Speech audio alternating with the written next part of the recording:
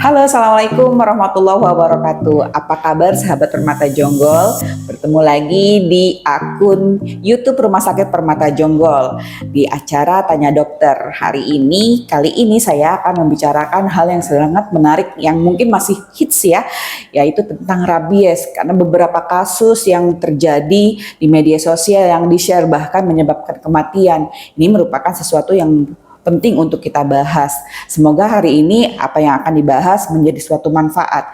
Kalau ngebahas tentang rabies, hari ini saya akan membawa narasumber dokter spesialis yang menangani kasus rabies, yaitu dokter spesialis saraf. Setelah hadir bersama saya Dokter Isa. Halo dok, apa kabar? Halo dokter kita, kabar baik. Dokter gimana? Alhamdulillah sehat dok. Ini kita ngobrolin tentang rabies nih dok. Kan lagi hits banget ya, banyak sekali serangan. Sebetulnya rabies itu sendiri apa sih dok? Jadi rabies itu sendiri adalah infeksi virus. Sebenarnya dia tidak hanya terinfeksi pada anjing, cuma pada semua hewan yang berdarah panas. Jadi bisa ke kucing, kelelawar, burung juga bisa. Jadi hampir semua mamalia sebenarnya bisa terinfeksi dari virus rabies. Jadi bukan hanya virus yang dibawa oleh anjing saja. Oh, tapi burung ternyata bisa juga ya? Iya. Soalnya kan sempat ada yang bilang hewan bertaring bilangnya gitu ya dok ya. Padahal burung nggak bertaring. Iya, pokoknya semua hewan yang berdarah panas bisa membawa virus rabies. Sebetulnya penyebabnya itu apa sih dok? Virusnya itu, dan biasanya apa yang menyebabkan sampai bisa menjadikan kematian gitu? Jadi kalau ditanya yang menyebabkan virusnya apa ya, adanya si virus itu yang menginfeksi ke hewan dan menginfeksi ke manusia. Terus kalau dibilang kenapa kok bisa mematikan, karena memang secara statistik semua pasien yang terinfeksi virus rabies jika sudah menimbulkan gejala prognosisnya memang buruk. Jadi kenapa kita fokus ke judulnya kan juga pencegahan nih dok, karena memang lebih baik mencegah, karena kalau sudah terkena dan timbul gejala itu memang penanganannya akan sangat sulit dan efeknya ya ke arah kelumpuhan ataupun kematian. Oh, jadi tidak, apakah setiap rabies yang terinfeksi rabies pasti meninggal dok?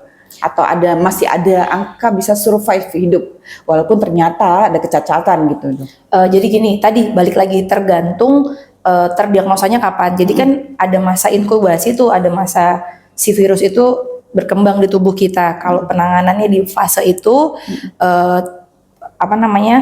outcome-nya lebih baik. Tapi kalau sudah telat, karena kan banyak kan tadi tuh, karena yang kita takutkan cuma si anjing, jadi sebenarnya kenanya dari hewan lain, jadi ketahuan yang sudah telat, si virus itu kan berkembangnya di sel saraf. Nah jadi udah kemana-mana, nyebar kemana-mana ya, kemungkinan besarnya antara kelumpuhan dan paling banyak adalah kematian. Hampir di seluruh Indonesia, di seluruh dunia tuh kayak gitu. Kelumpuhan biasanya ekstremitas bawah atau sebagian atau gimana? Biasanya dimulai dari awal lokasinya, jadi awalnya kayak kebas-kebas dulu, nyeri-nyeri dulu, lama-lama naik-naik, akhirnya kelumpuhannya tuh hampir mirip sama penyakit SGB dokter, Guillain-Barré syndrome. Jadi kalau pasien datang dengan tidak ada riwayat anjing, seringnya kita misdiagnosa karena yaitu kelumpuhannya yang lemes lunglai gitu, bukan lemes yang kaku. Kalau stroke kan lemes kaku nih, kalau yang itu dia lemesnya lemes lumpuh lunglai gitu.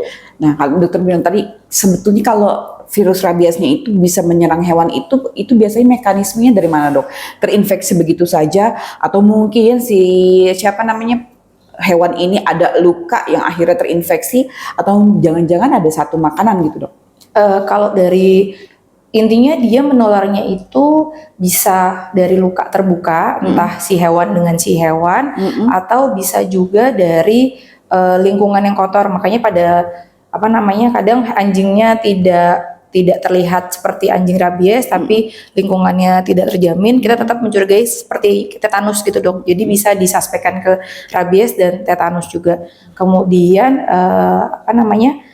lingkungannya yang kotor itu, jadi kayak misalnya tinggalnya di daerah yang hutan atau kebun binatang, itu bisa berpengaruh. Tapi kalau secara makanan secara langsung nggak ada makanan yang bisa menyebabkan, tidak ada. Tapi kalau makanan yang terkontaminasi iya, karena dia selain lewat luka, lewat mukosa juga bisa. Jadi dalam rongga mulut atau rongga bola mata itu bisa menularkan gitu. Jadi kalau pada penanganannya kita juga seperti kayak nanganin pasien COVID 11-12 lah, pakai Google, terus sarung tangan, karena itu selain dari luka dia lewat mukosa juga bisa nular. Jadi kalau misalnya khawatirnya kalau misalnya dia batuk gitu ya dok ya, si ininya ya, si pasiennya. Pasiennya batuk atau misalnya kan pasiennya juga ada 2 tipe ya dok, ada yang agresif, ada yang kelumpuhan hanya ya diem aja. Nah kalau yang agresif kan dia juga bisa nyerang ke keluarganya ataupun ke para medis juga. Oh iya. Nah ini dari dokter sebutkan inkubasi. Biasanya misalnya nih dok, dia nggak ngeh atau dia baru saja kegigit nih lagi di jalan, kan biasanya suka anjing suka menggigit, atau bahkan misalnya gini, kita lagi bebenah apa nggak tahu ada tikus, terus tikusnya panik menggigit kita. Nah itu biasanya kita harus aware tuh berapa lama dok? Jadi gini, semua gigitan hewan sebaiknya kita lakukan seperti penanganan luka umumnya dulu, dicuci dengan air mengalir menggunakan dengan sabun 10 sampai 15 menit.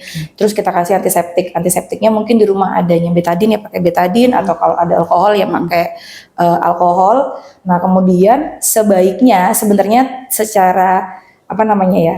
Cakepnya lah gitu, si hewannya tuh harusnya ditangkap dan tidak dibunuh. Jadi buat dievaluasi, karena kalau misalnya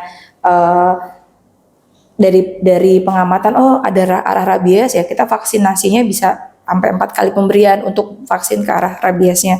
Tapi kalau misalnya dievaluasi hewannya baik-baik aja kok, ya udah gitu. Tapi tetap penanganan awalnya tetap dari awal, karena itu tadi pencegahan lebih baik daripada sudah pengobatan, terus khususnya pada rabies ini.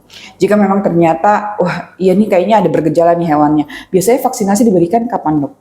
Beberapa hari setelah terkena gitu gigitan atau bagaimana? Jadi gini, kalau misalnya kita tergigit nih sama anjing lah ya, anjing tetangga, terus anjingnya kita tangkap, biasanya dibawa ke tempat rehabilitasi si hewan. Nah, si pasiennya tadi tetap protokol yang dicuci, terus dikasih antiseptik. Nah, tergantung lukanya, balik lagi ke lukanya, kan ada yang cuma kayak bekas cakaran atau lecet, atau cuma dia ngerasa terjilat tapi tidak ada luka. Itu kalau misalnya diamati dan tidak ada tanda-tanda gimana-gimana dari itu anjing, ya nggak perlu dikasih vaksin. Tapi kalau ada bekas gigitan, itu pemberiannya langsung 2 dok. Kita kasih serum anti rabies ataupun vaksin anti rabies.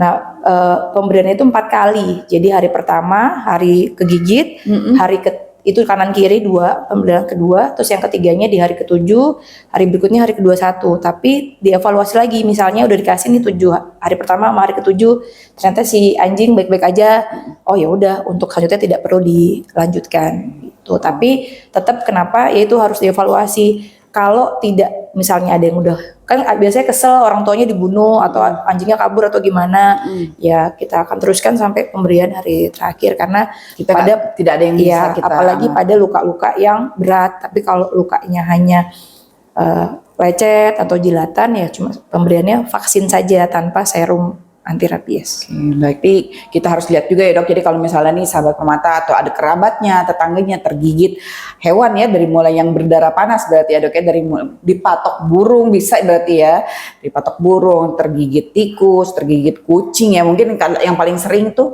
karena kita banyak yang pelihara kucing yang kita nggak pernah tahu juga gitu. Jadi hati-hati, takut cakarannya dan juga gigitannya ya. Jadi kita langsung bersihkan luka ya dok ya. Kita cuci 10 sampai 15 menit dengan air mengalir dan sabun. Oke, jadi dicuci sebersih mungkin, lalu diberikan antibiotik dan segera lapor juga ya dok ya sebaiknya ya. Iya, tadi tuh kan kalau secara undang-undang sih harusnya semua puskesmas, fasilitas kesehatan milik pemerintah tuh harus menyediakan vaksin tetanus dan juga rabies. Jadi ya dibawanya ke fasilitas pemerintah. Baik. Kalau untuk pencegahan sendiri nih dok, pencegahan dari rabies, biar misalnya apakah kita yang sebagai pemilik hewan atau misalnya kita nggak pemilik hewan nih, tapi kita harus ada awareness gitu, gimana dok? Biasanya sih untuk vaksin rabies itu sendiri diteruntukannya kayak dokter hewan atau pekerja kebun binatang atau penjaga hutan misalnya. Pokoknya emang orang-orang yang resiko tergigitnya tuh lebih besar dibanding orang umum. Jadi bukan sembarang orang yang bisa divaksin, karena tadi itu vaksinnya juga terbatas. Nah, untuk pemberiannya juga ada beberapa tahap seperti vaksin kayak hepatitis gitu. Jadi ada hari pertama, hari 1 bulan, kemudian setahun, baru diulangnya per 3 tahun. Jadi kalau pasien mungkin dokter hewan ya dia per 3 tahun sekali harus divaksin dokter. rabies. Oh iya, jadi orang-orang yang memang ada kaitannya ya dok Iya. ya. Memang untuk sementara ini vaksinasi untuk rabies memang orang-orang yang berkaitan dengan dunia yang bisa menyebabkan resiko rabies ya dok. Baik. Kalau misalnya kita sendiri yang tadi disebutkan dokter Isa bahwa kalau habis tergigit langsung segera lapor, jangan lupa dicuci dan juga diamati ya yang menggigitnya. Tapi kan kalau misalnya kalau ibu atau sahabat permata yang ngegigitnya ternyata tikus, kita juga mau nangkep yang gimana ya dok? Bentuknya semua sama. Nah itu mungkin nanti kita observasi, segera lapor ya, semoga bisa langsung didapatkan vaksin atau serum ya dok, dan mungkin akan diberikan sebanyak 4 kali yang tadi dokter sebutkan. Baik sahabat permata, demikian edukasi kami tentang rabies. Semoga tidak sampai kejadian sama kita Amin, ataupun orang amin, sekitar kita ya, dan segera sehat. Semua hewan-hewan yang terinfeksi juga segera sehat juga.